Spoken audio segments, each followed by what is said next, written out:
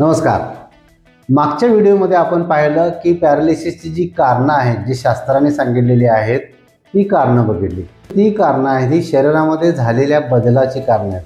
परंतु अशी काही कारणं आहेत की ज्याला आपण निमित्त कारण असं म्हणू शकतो की निमित्त कारण ज्याला आयुर्वेदामध्ये सन्निकृष्ट कारण असं म्हणतात. ती निमित्त कारण कोणती? जर पेशंटमध्ये जर आपण पाहिलं तर बऱ्याच पेशंटमध्ये असं सापडतं की पॅरालिसिस होण्याच्या पूर्वी एक 2-3 दिवस त्यांनी उन्हात काम केलेलं आहे. म्हणजे जास्त वेळ उन्हात काम केल्यानं त्याचा परिणाम रक्तवाहिन्यांवर आल्यामुळं पॅरालिसिस झालेला आहे. जास्त जागरण केले, सतत 7 दिवस जागरण केलेले अशाही केसेस आम्हाला आढळल्या आहेत.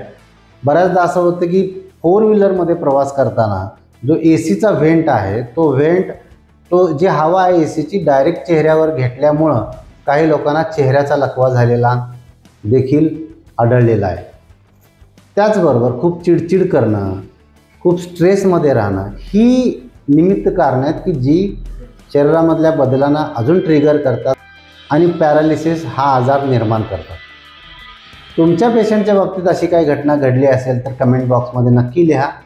पुढच्या व्हिडिओमध्ये आपण पॅरालिसिसमध्ये गोल्डन आवर्स म्हणजे काय याची माहिती घेणार आहोत. धन्यवाद.